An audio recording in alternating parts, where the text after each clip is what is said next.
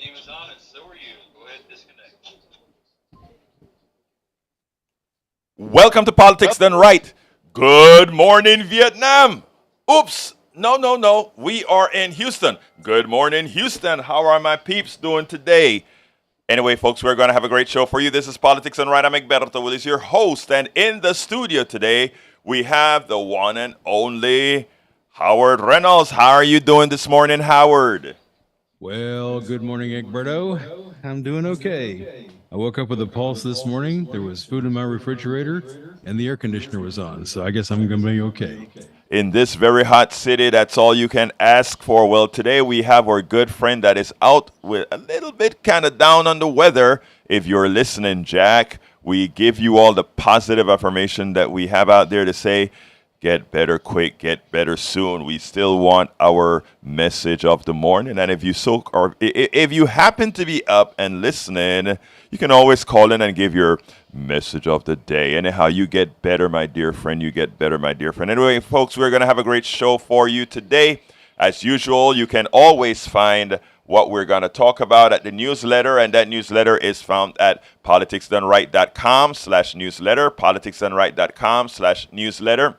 We itemize all the things that we planned to talk about. But if we don't get to it, you'll still be able to pull it up there and get to the videos, etc., etc., etc. Now, I much prefer, I'll be frank, I much prefer the interaction, the discussion with our callers.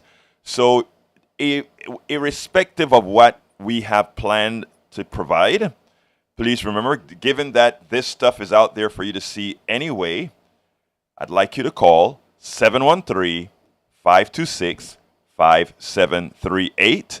Again, that number is 713-526-5738. The extension is extension number 2. Extensión número 2.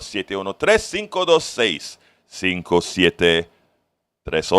Extension número 2. Extension number 2. Anyway, folks, we're going to have a great show for you today. Do remember, you can get this program either on air if you're on the dial right now. That is on KPFT 90.1 FM. Click that dial to 90.1 FM. You can also go and download the program, tune in from the Android or Apple store and search for KPFT and listen to us on your cell phone. You can always go directly to our website, kpft.org, and click on that listen, kpft.org. Click on that listen, but you can watch us as well. And for those who were watching when we were in Chicago, you see that we were broadcasting, thanks to Howard and Jack in the studio. We were broadcasting from Chicago from a hotel room. But, we got it done. We got it done. You can watch the program at facebook.com/KPFT Houston. And you can watch the show as well on YouTube by going to politicsdoneright.tv. Politicsdoneright.tv. So we are everywhere for you to find. We're even on Twitch and so forth. But for the sake of KPFT right now, we're giving those that are quick to get to. Don't forget, give us a call, 713-526-5738, extension number 2. Topic of the day. Let me scroll up to it from the newsletter. AFT President Randi Weingarten on education. I don't know if you know the largest teachers association, the American Federation of Teachers. She was with us in Chicago, and I got a chance to interview her. Mondale Robinson, mayor of North Carolina, who also has formed a group to find and encourage black men, both from rural areas, etc., where their undervote is humongous. He was explaining that 75% of them don't vote. Wow. And we also have a clip from Marjorie Taylor that I think the Biden administration has got to take and use it as an ad, because these guys are so trastornados. That word means these guys are so kind of different in the mind that they don't understand that the things that they attack Biden for are the things that Americans want. The thing is, how do you remind Americans that, hey guys, don't forget, you actually want this stuff, guys. You actually say you want this stuff. But anyway, we are going to have a great show for you folks. So settle in, and we are going to be ready to go. But before we go, I always do the thing and say, hey, Howard, is there anything you want to say before I get started?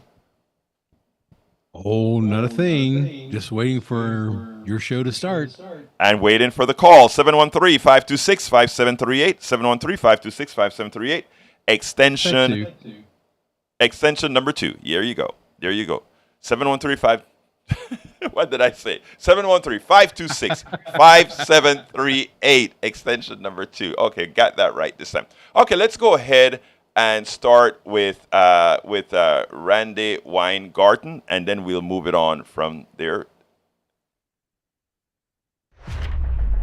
I'm honored to have Randi Weingarten here, President of the American Federation of Teachers. How are you doing today? I'm good. How are you? We're doing great. Thank God. It seems to me like you have a big job ahead of you.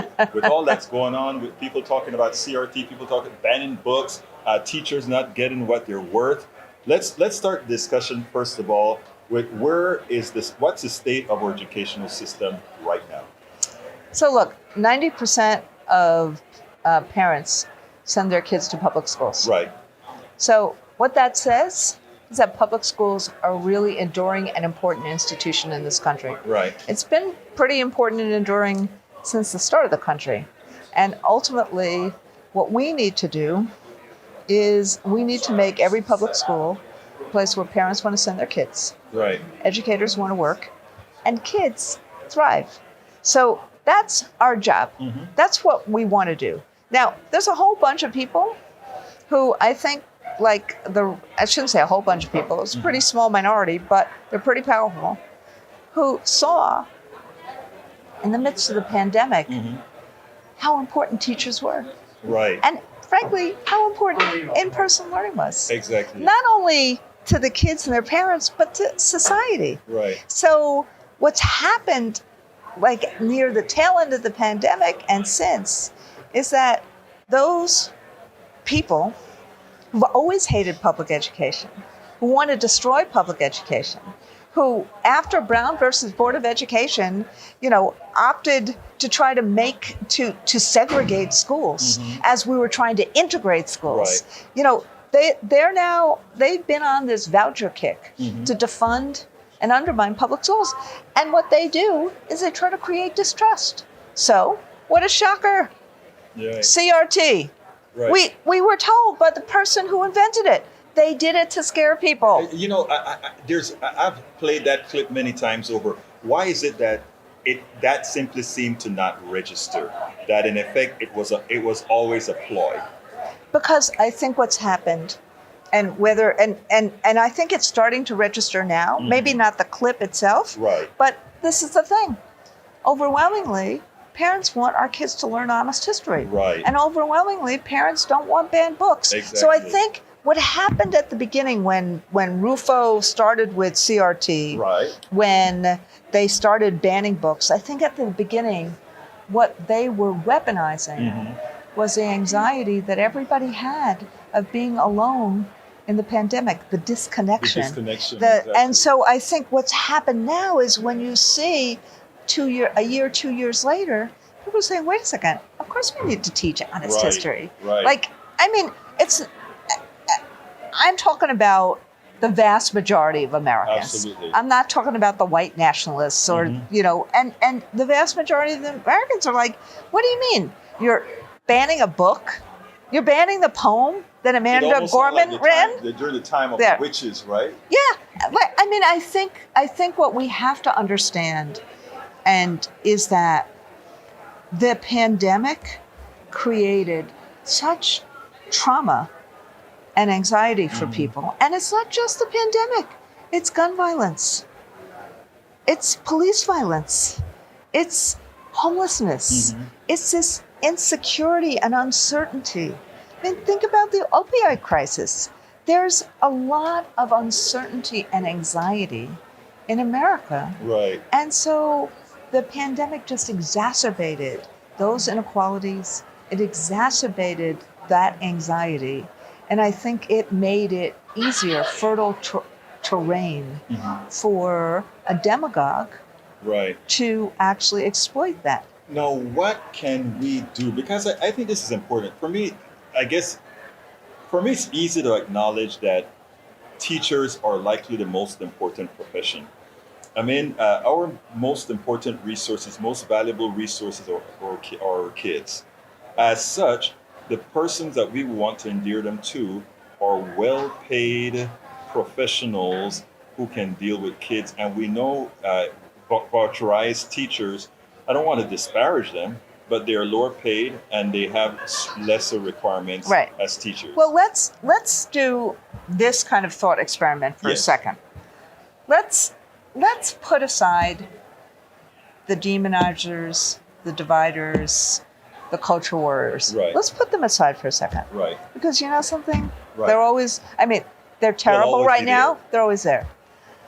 This is what I think we should be, or this is what I'm trying to do. I'm not imposing this on anybody else. Right. You actually have to meet people's fears and meet people's needs where they are. Exactly. I mean, there's two things I learned as a school teacher. Right. One, you meet kids where they are, Right. and it's not what's said, it's what's heard. Exactly. So those are the two things, as a Exactly. school teacher, those are the two kind of rules of the road that I went into every classroom with. So consequently, there is learning loss. There is mental health issues. Yes. So we need to, in education, we need to create safe and welcoming environments Right. for kids. But we also need to really focus on the foundations, the basics. So literacy.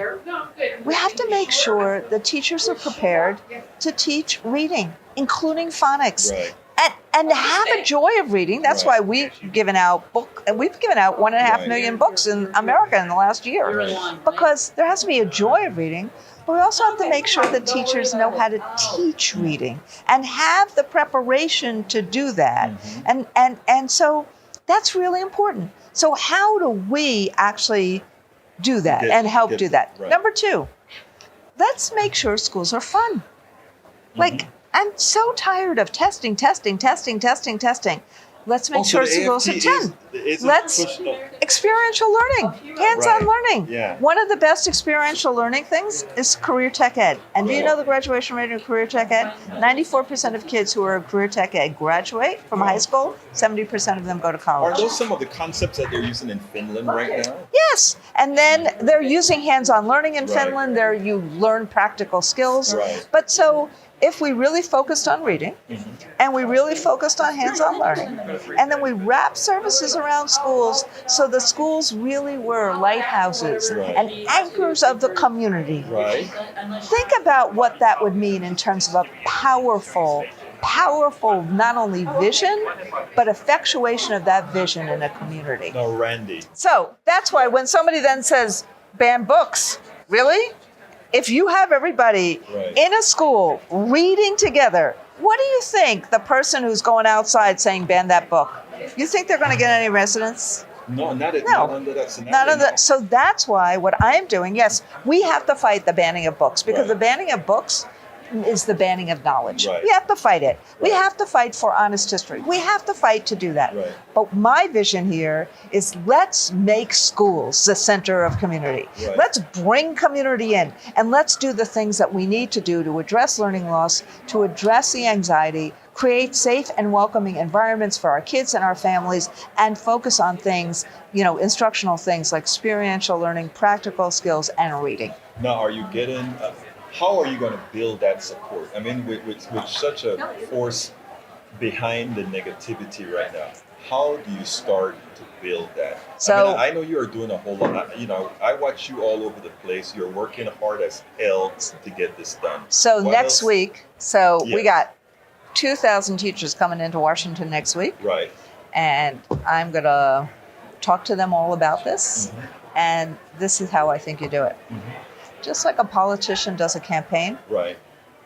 let's do an education campaign. I love Real that. solutions for kids and communities. I want to interrupt you on this. right now, I find that one of the biggest problems are the right-wing school boards that are getting elected throughout the country, who ultimately have control of teaching in the part. I'm in Texas, and I see what they're doing to a whole lot of the districts in Texas. Does that mean we also need to have some sort of a campaign towards parents? Yes, of course. I mean, you can't do a campaign. Parents and teachers have to work together. Right. And frankly, when you have like what the NPR poll from a couple of months ago said, 78% of parents like or love their kids' teachers. Yeah. So overwhelmingly, what we need to do is forget about ideology for a second. We need to bring people together over this basic set of values about let's care about the best interests of kids. 78 to 80% of people like their kids' teachers. It's almost like people like their particular politicians, but in the aggregate, they hate teachers. In the aggregate, not they hate teachers, but you know what I mean. Right. In the aggregate, they think that teachers are somehow, according to them, doing the wrong things for their kids. But each individual parent think their particular teacher is doing okay, which actually tells a story. Right, exactly right. It tells a story of trust. Right. And it tells a story about the effect of 40 years, starting with Reagan, of undermining institutions. And your job as the leader of a 7. You got 200. Oh, we're growing. More. A 1.7 million people organization is to change that. Now, I want to ask this question specific to Texas. Right. In Texas, we have too many teachers that have a tendency, in as much as the Republican-led system is against them, they continue many times in Texas to support these institutions. How do you get to those teachers to let them? Well, I think what happens is we have to create this environment of can-do. Right. I mean, look, I always say this. You can fight fiercely against something, Right. and you can win that fight. Right. And if you win that fight, you're in the same exact place as you started. Yeah. I mean, it's great energy. Right. Those are great fights. But we have to fight forward. Right. And I think what's like happened, that. Fight forward. I think what's happened is that people just give up, Right. and they feel like they need to conform. Right. But frankly, we represent a whole lot of teachers in Texas. We're the largest union in Texas, and I watched the valiant fight the teachers did last year to make sure that schools were not defunded. Right. And that governor in Texas, because he lost that fight, he didn't give 1 cent to the schools. They have a huge surplus. $13 billion. Think about the priority system that all they cared about was voucherizing and privatizing schools. And when they didn't get that, they wouldn't give their kids, 90% of who go to public schools, a dime. And we have to tell those stories. You know, they gave away $18 billion last week. $18 billion of that $30 billion went to not homeowners, but homeowners and business owners, and to reduce the taxes paid for schools. Because what's happened is that because they wouldn't do any of this stuff, schools raised taxes themselves. Right. But we need to. This is a race. Look, the teachers in America are amazing. And the kids in America are amazing. And the parents in America really just want to have good lives for their kids. We need to find ways that we align in terms of public schools regardless of ideology. That's what we used to do before the privatizers tried to divide. That's what we used to do before education became so political. And in this race between hope and fear, we are leaning into hope. Thank you. Randi Weingarten, President. Thanks so much. Let me tell you, I've watched all the work that you've done. Please keep doing it. We need folks like you in charge. Thank you. You too. Thank you, my friend. Thank you. Well, folks, I hope you enjoyed that. She is the president of that huge Teachers Association, the American Federation of Teachers. Eric says that her Reagan comments were political. Her Reagan comments were not political, Eric. her Reagan comments were simply the truth. If the truth hits somebody politically, it's not a political attack. It is nothing but the truth. Let's go ahead and bring Augie into the conversation. Augie, how are you doing this morning, my friend? Okay, now that listening to you, yeah, education has been going downhill under the Republicans, it seems like, where they give charter schools, what they call charter schools, private schools, all this money. And if anybody reads the newspaper nowadays, 2 years in a row in September, there are 2 private schools. On the first day of school, there was a piece of paper on the door telling their employees that they hired, the teachers and staff, that hopefully they can find a job.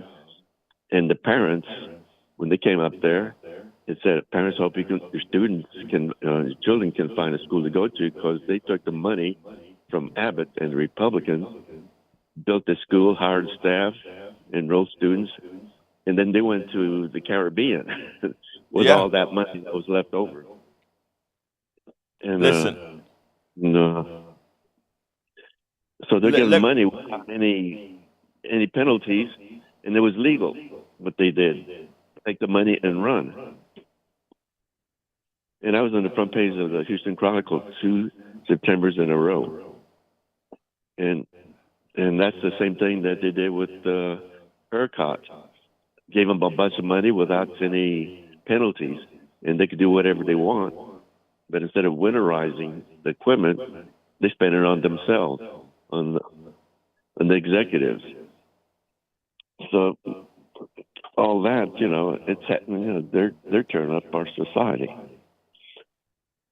And let me tell you something, Augie. Augie, here's the thing. The policies of these neoliberals, Republicans, etc., is to monetize everything, whether it's the commons or whatever. And let me explain that in detail. Every service that the government provides, or that we expect the government to provide, they figure out a way that they can privatize, and privatizing a process that is best done by the government is done to make a profit. So when you talk about private schools, it's about building schools on the cheap, hiring people on the cheap, and pocketing whatever you can spare, whatever is left over. And that's what they do. It's about using all forms to make money off of the federal system. And then it's amazing, because these are the same people who look at the poor person who needs a few dollars of food stamps and call them parasites and call them all these things. But then they rob legally, as you mentioned before. They rob legally. They get a stipend to do a project. And if they do that project efficiently, they get the money, whatever money is left over, they keep. Well, efficiency means things like in healthcare, telling you're denied the coverage that you need. You're denied the service. You're denied the medicine. You're denied the doctor visit. That's what making a profit in the health insurance industry is. Building a school and not paying teachers a living wage. That's how the guy who runs the school make the profit. I mean, and we do this over and over with all these different services that government should provide, and where profit shouldn't be made. But we do it, Augie, and what we have to do, though, is inform the population, because a lot of folks don't know that. They fall for the belief that private schools are better than public schools. That's not true. The testing proves that private schools are not better than public schools. Are there bad public schools? You bet your life there are horrendous public schools. I did some work at 2 elementary schools where they brought in folks from the outside to try to teach and uplift the kids. I did that for a while, and I was able to see, wow, yes, there are bad schools, and where do the bad schools tend to be? In the poorer areas. So that's what we're looking at. You have an area that's have moderately priced homes. Oh, it does very well there. So a lot of stuff that Randi is working on, and that she says she's working on, is to provide the blueprint for having a public school system that really, really works. We don't have one. There's a reason we don't have one, and it's because those who control our government at this point in our history, they simply believe in throwing, in privatizing and making money off your back. Anything else, Augie, before I go to tag? Well, yeah, like HISD under this new guy from Dallas, his thing is he's going to go fire teachers and administration, and that happened to HISD once before. Right. That were teachers and worked in administration. They were defunded, so the private schools could get the money, and good teachers that liked the job, they weren't expecting to be laid off. They were hoping to stay a few more years, but they got retired earlier than they thought. Augie, it's the same story again but again, we have options. Our first option in Texas is to vote, as Howard would say, vote the bombs out, because they don't care about you or me or any of our listeners right now. If you think these guys that many have voted for into Congress care about you, ask about your health care. Ask what have they really done to make your lives better. You know what? Progressives know what to do, and they've done it. Take a look at what's occurring in Minnesota. Minnesota had a 1-vote majority to get things done. And if you look at the list of things that they've done to actually help human beings, help Minnesotans, it's a utopia of bills that really makes lives better for people. I want you to check out the Minnesota story. I'm going to do a piece on that sometime in the near term. But anyway, Augie, thank you so kindly for calling, and let's go ahead and go to Tag. Tag, come on in, my dear friend. Tag, you're on. Good morning, Edberto. Did you hear the Marjorie Taylor Green? Don't cheat. Don't cheat. I have it for all our audience today, brother. I have it for our audience. And you know what? Since you brought it up, let me tell you what I'm going to do, Tag. Since you brought it up, I am going to play it. Is that good for you? Well, let me say one thing real quick, and then I'll hold if you want to talk afterwards. But let's talk now, because after I do the Marjorie Taylor, I'm going to play the Mondale Robinson. But go ahead. One thing I realized through this whole thing is that when you look at what President Johnson did, or what Roosevelt did, those programs were long term, 25, 50, 75 years. That society would see benefits from those programs being enacted. And, I paid Social Security my whole life. I'm damn glad I did now.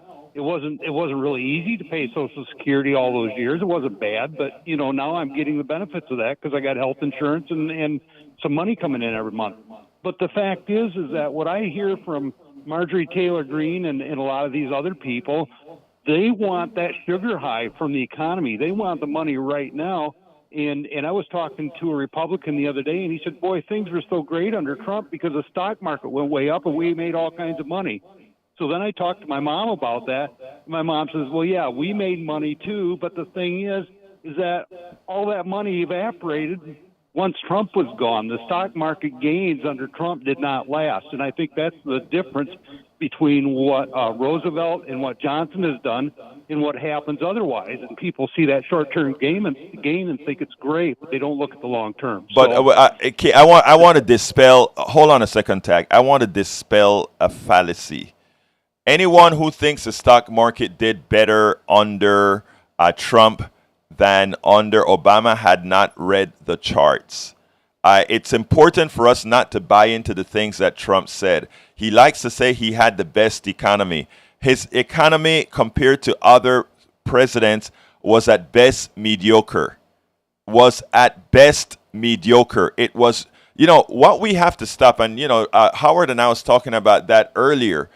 Saying something doesn't make it so. Just saying I had the best economy doesn't make it so. I've shown many charts on both this program and my 3 o'clock program that the Trump economy was not really the fallacy that everybody hears. Oh, it's a great economy. The economy was no better. It was actually much worse than it was under President Obama, under President Clinton, even under President Reagan.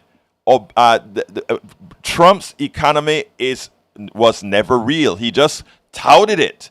And by touting it, a lot of people just believe what they hear. It was not so. So let's not fall in, I hear people, some people, smart people, I would be in the coffee shop and I'm like, but explain to me, why is it that you think, why you voted for Trump and why do you say you would vote for Trump again? Well, I don't like the guy, but the economy really performed under Trump. That's a lie. It's not true. Even under Biden, this is one of the best performing economies, bar none. Even with inflation under Biden, and it's all in the charts. And the reason Biden's numbers doesn't show that under his tutelage the economy is doing fine is because the lousiest people at marketing are Democrats. Democrats are lousy at marketing. Progressives are lousy at marketing. I am lousy at marketing. But Republicans are great. They are great. They can make evil look like a positive influence. And that's what we're talking about. Anyway, Tag, let me play the video. Like, if you have one short thing to say, I'll go to the next subject. One more quick thing is that there's a big difference between how the economy's doing or how the stock market's doing and the people who's invested in the stock market. And the people who invested in the stock market, they realized a great gain under Trump because of the economic policies that Biden or that Obama had put into place, and they think that they were getting a return on what Trump did. No, it was, like you say, it was under Obama. But the fact is that Republicans want a sugar high out of the economy all the time. Right. They want this now, and they don't care what happens down the road. And when you look at, like I said, like FDR, for example, he put plans in for 50, 75 years to help build our country, and not just a sugar high that right. we get from the other party. So thank you. I'm going to go. Thank you very much, Tag. Great guy. I want Tag says something that we need to expand on, that sugar high. What makes an economy vibrant is putting in policies that are effected over decades, as Tag just indicated. You don't get the sugar high, but the thing about it is even during the Obama administration, if you take a look at the performance of the stock market, again, Trump did not beat it, even with the good policies. Well, the good policies that Obama had or the good policies that others have had, I wish we had even better policies, but I guess we all have to move to Minnesota if we want to see that. But anyhow, folks, I want to address Marjorie Taylor Green. Here's the thing. You know that a party is sick. You know a party is defunct. A party has it's morally defunct. If the attack that they're going to make on you is because the things that you did or the things that you want to do help people, help the masses, make the lives of most much better. I want the president's administration to play this clip over and over and over and over again. Marjorie Green Taylor, and her cabal, the Republican Party in the leadership, believes that President Biden is on the same order of Johnson and FDR, who wants to create a great society or to help people or to make people have a 2-car garage and a chicken in the pot, and he wants to make their lives better. And you know what? Marjorie Taylor said, that's not good. We need to get him out of there because he's trying to make your life better. Remember, in contrast, what even here our governor is doing, things to make your life better. To make life worse. Do you have a friend who is sick, who has no health care? Blame your governor, because the health care is there. Health care is there if they would accept the Medicare expansion to the Affordable Care Act. Do you want better schools? Do you want better teachers? You know what? He says no because he refuses, as Randi Weingarten said, to give more money to the schools where they can actually provide better services if they were better capitalized. But would they do that? No, but he will give all these things away to the industries that are more parasitic than doing fine for anyone else. So let's hear what MTG, what Marjorie Taylor Green thinks is bad with the Biden administration. And if you don't see this, would be concerning. Check this out.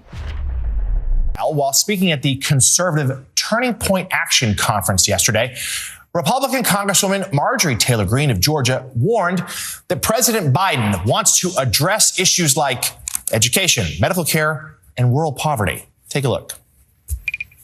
Lyndon B. Johnson is very similar to Joe Biden. How are they the same? They're both Democrat socialists. Lyndon B. Johnson was the majority leader in the Senate. Does that sound familiar? He was vice president to Kennedy. Joe was vice president to Obama. He was appointed as the president after JFK was assassinated. Then he was elected. His big socialist programs were the Great Society.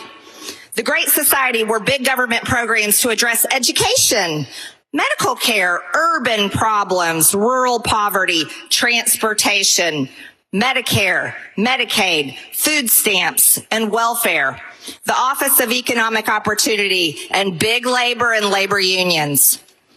Now, LBJ had the Great Society, but Joe Biden had Build Back Better, and he still is working on it. The largest public investment in social infrastructure and environmental programs that is actually finishing what FDR started, that LBJ expanded on, and Joe Biden is attempting to complete. So, Reverend Al Sharpton, that sound you're hearing is the White House thanking Marjorie Taylor Greene for the campaign commercial. Let's remember, of course, that in their first months in office, they eagerly embraced the Lyndon Johnson comparisons. The Great Society is what they were shooting for. They're trying to be the most transformative legislative presidency since then, those first 2 years when they had the Democrats in control in the House and the Senate. That sounds like, I think for most Democrats, that's music to their ears. I was waiting on the attack. I mean, she said all of that, and I was waiting for, and what do you object to? She left out the Voting Rights Act and the Civil Rights Act, and she forgot to say that Lyndon Johnson defeated Barry Goldwater in one of the biggest landslides in presidential history in this country, and that Joe Biden defeated Donald Trump. He didn't inherit this from the assassination of his predecessor, but we won't let facts get in her way. I think that if I were the Democratic Party leadership or the Biden people, I would take that clip and run it all over the country, because the things she's saying that Biden stands for and LBJ and FDR stood for are the things most Americans want and many are living on right now. You're going to attack Medicare? I mean, I see now why they put out of the Freedom Caucus, because now she's in a caucus of her own, and it's not a very wise caucus. And it is not a very wise caucus, that caucus of one. Look, when I saw that, and I saw her face on the screen before I heard the preamble, and I saw that, and I'm like, oh my God, this woman is making an ad. And it's the same thing that turned out the guy had said. She's making an ad that says, you know, and I always wonder about that. You know, we have so many people out there always saying, we don't want big government. We don't want this. Implying, of course, you want big corporations and big otherwise. And if you have those things, you know, the corporations, their fiduciary responsibility, the people that they owe, the people that they have to make whole, the people that they must do good things for, are the shareholders and the executives, the profits that the executives make. They have by corporate rule, they have nothing that they owe to you or me or anyone else. They must do whatever they must do to maximize the value of that company so that the shareholders can get as much return on their investment. That is the business model of America. So when Marjorie Taylor Greene goes out there and says, well, And what Biden wants to do is take some of that back to make sure that you are whole, to make sure that things work right for you. In effect, she's saying, why are you going to support a party that wants to support you? Why not support those who want to extract from you, be parasitic to you? Well, folks, there you go. When your mind is so messed up that folks who are trying to make your lives better, you're shunning them. And those who continue to paralyze you, to harm you, somehow they get the spoils. Folks, we got to do better than that. Let's inform ourselves. Let's not allow others to snow us. I look, before I go to the last video, which is 14 minutes, let me just say, if you want to call 713-526-5738, 713-526-5738, extension number 2. I'm going to hold off with the video for about 30 seconds to see if anybody wants to call in, because this last video is going to take us right up to the end. And if people call in and want to discuss other things, I'll prefer to do that. They can always go to the newsletter to see the last video. But if I don't get any calls in the next 30 seconds, I will go ahead and play that 14-minute video, which is another interview I did in Chicago with Mondale Robinson. So anyway, we got 20 seconds before I start that video, unless a call come in. 713-526-5738, extension number 2. 713-526-5738. 713-526-5738, extension numero 2. Okay, we're going to go ahead and give you Mondale Robinson right now, and then we'll close the shout out after that. Let's go and get busy ahorita mismo. Welcome to another edition of Politics Done Right. Hey, folks, when I talk about the activists of activists, I'm not being overblown. We're here with Mondale Robinson. Mondale, how you doing today, my brother? Great to have you here. It's good to be back. It's good. I owe you this. I'm behind. Actually, you stood me up the last net roots, man. I'm hurt. Charge it to my head, not my heart. Okay, I know it's not your heart. Anyway, look here. You've been doing a lot of great things. You have a new organization. Well, it's not new anymore, but you have an organization that's really getting voters engaged. Talk to me a little bit about it. Yeah, man. Black Male Voter Project. We're going into our 5th election cycle right now. Mm-hmm. So she's no longer a baby. I know. She's a kindergartner now. Exactly right. And like kindergartners, she's learning so much more about black men specifically. What we know. Let me stop you right there. Why do you have to centralize on black men? We know we have a voter issue around, but there's something specific about black men that you got to centralize. So talk about it. Yeah, it's the lack of prioritization from the party, auxiliaries, and frankly, any organization doing this work. Mm-hmm. How is it 2023 and we're the only national organization talking to black men, which is the second largest base voter for people that believe in progressive ideas? There are some people that would say, well, we think, it's the same all life matter kind of folks that says, why do we need to go ahead and segment or create an identity that we somehow have to treat black men differently in the voting process? Yeah. Explain exactly why that is a must, especially given our history. Yeah, I mean, listen. First of all, black men were the first guinea pigs for voter suppression. The 15th Amendment started what would become what we suffer from right now. And also it matters that to be black man in America is unique in a way that is horrible. Black men suffer the worst social markers of any demographic in this country. We have the shortest lives, the worst economic outcomes. We're more likely to be killed or targeted by police officers, and also school and the prison justice system is not working for us. So to be black men and not see your issues prioritized by a party that says they're speaking on your behalf is the absolute reason why Black Male Voter Project exists. It is interesting because I always talk to folks, folks would always talk about identity politics. We need to get away from identity politics. I said we can only get away from identity politics. We only can get away from women's issues, men issues, black men issues, etc. when identities don't matter. And at this point in our history, identity matters. Expound on that. Yeah, I mean, getting away from identity politics sounds like a talking point for Republicans. Right. It's the idea that you don't need to be woke. the anti-woke mob or the woke mob, whatever they want to call us. Think about that in terms, who wants to walk around sleep? What are you trying to hide from me? What do I need not know for you to suffer from your politics? So this idea that you don't need to talk about identities is to say that I don't need to say what's really ailing me. I don't need to talk about what's killing my communities. That to me goes against everything I stand for, not just politically, but religiously. I serve a Jesus that was a minority Jew born under Roman occupation, who was bilingual, who said what you do for the most or the least, and also what you don't do for them, you're speaking to my policies. So the idea that for me to not talk about identity politics is to go against my God, and I can't do that. Exactly right. Now, let's go deep now into your organization. Tell me first of all, what are you doing? What's your approach? How are you getting to these people, not only in the urban areas and the cities, but also in rural areas across the country? I think what happens is, I'm glad you asked about rural area too, because a lot of the time people think about black men as the thug in the suburban, right? In the urban areas, right? Big cities. But in actuality, black people are overrepresented in rural spaces, especially in the South. Black people represent 30% of the rural population in southern states. Right. Nationally, we're only about 13% of the population. So that means we're overrepresented in rural spaces. So the idea that we have a program that does not speak to rural spaces would be incomplete anyway.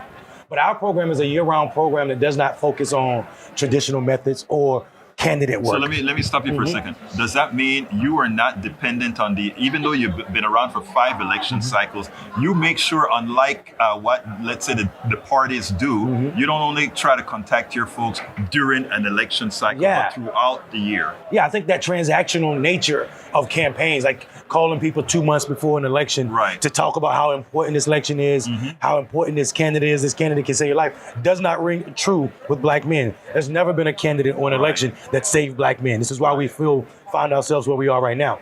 So we know if we're going to be trusted messengers for this demographic, then we have to show up every day. So we knock all year round. We also have programs that are built to mimic the lived experience of black men. It's called Brother Be Voting, which is our focus group. We don't let cameras in there.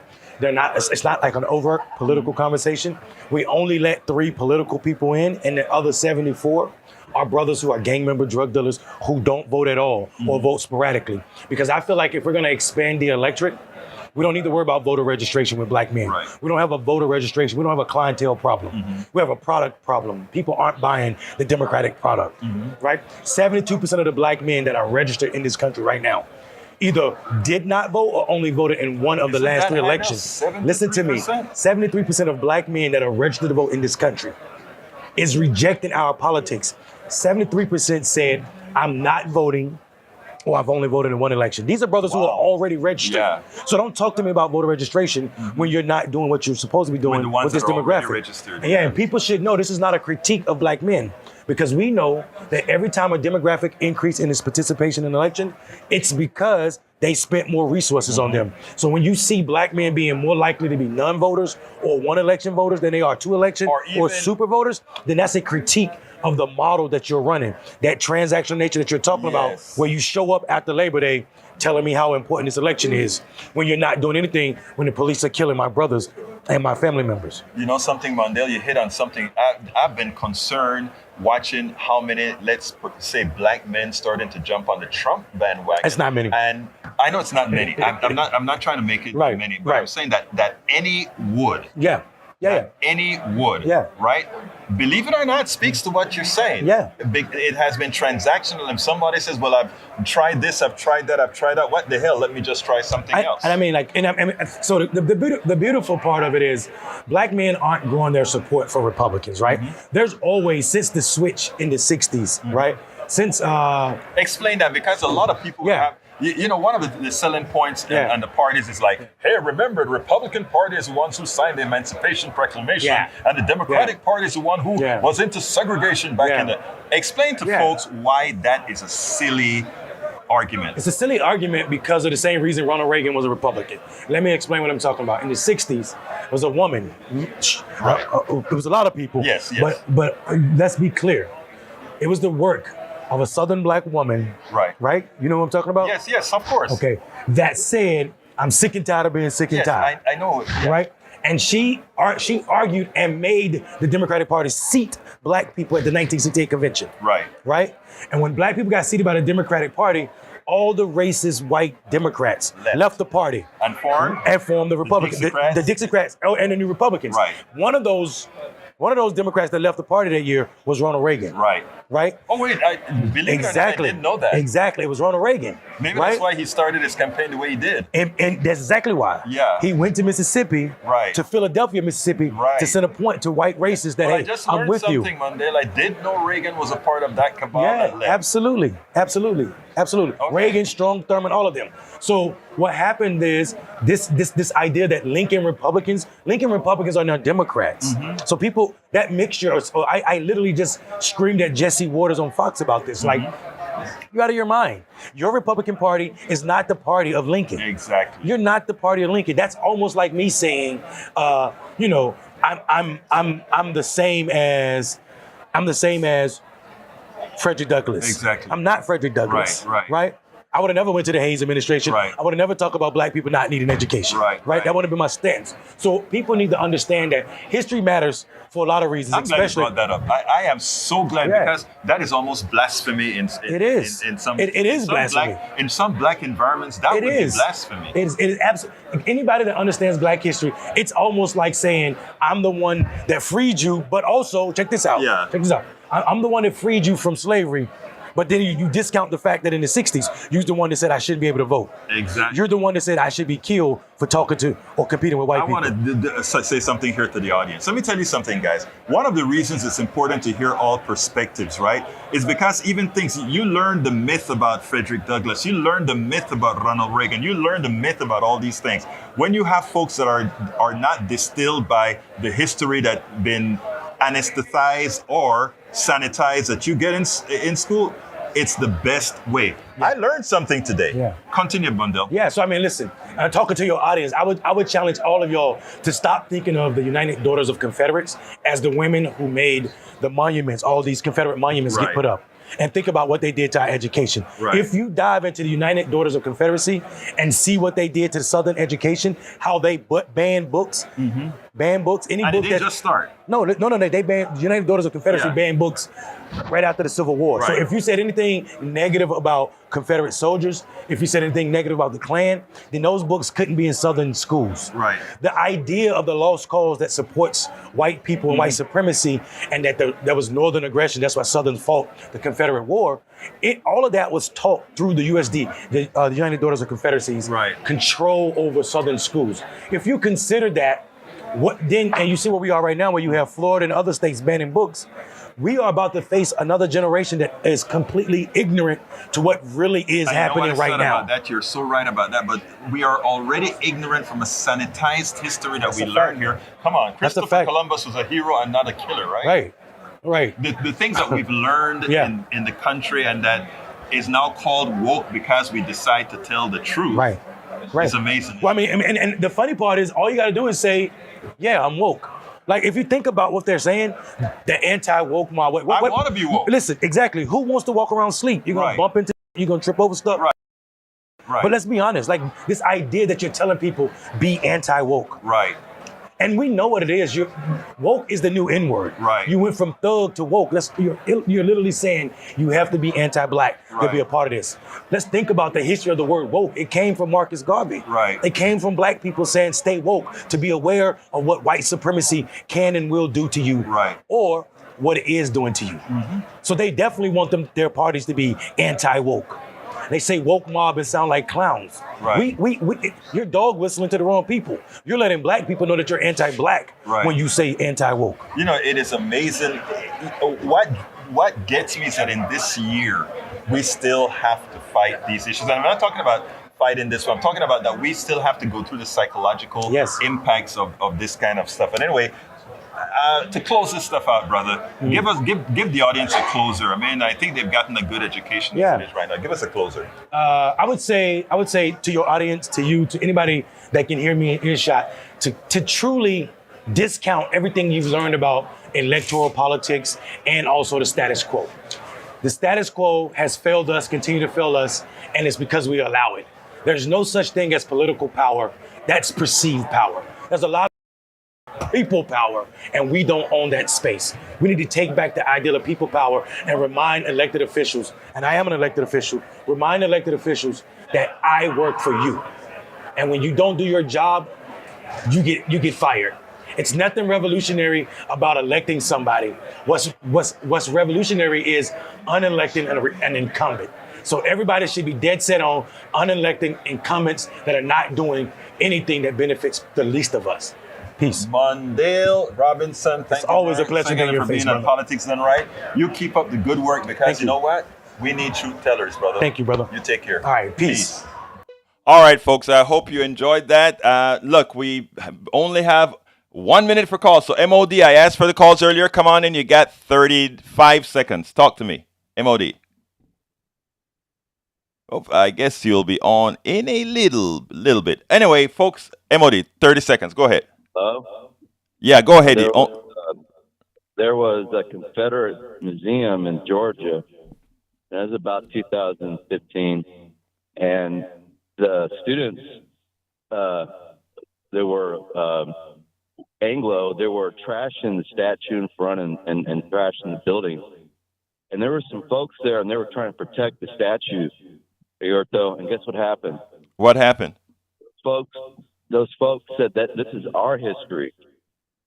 Don't come over here and try to destroy it. And guess what? Those were the old black folks there that were, generational slaves telling these white kids, don't trash our history.